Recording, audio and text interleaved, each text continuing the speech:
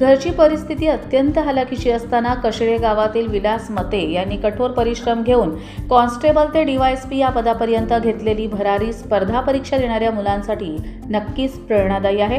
Police खात्यातील इतक्या मोठ्या पदापर्यंत पोहोचणारा कर्जत तालुक्यातील पहिलाच अधिकारी असल्याने त्यांचा सत्कार कशेळे ग्रामस्थांच्या वतीने सत्कार करण्यात आला।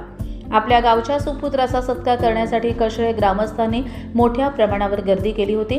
विलास मते यांच्या सत्कारातून स्फूर्ती घेऊन गावातील अनेक तरुण उज्ज्वल कामगिरी करतील अशी भावना ग्रामस्थांनी व्यक्त केली।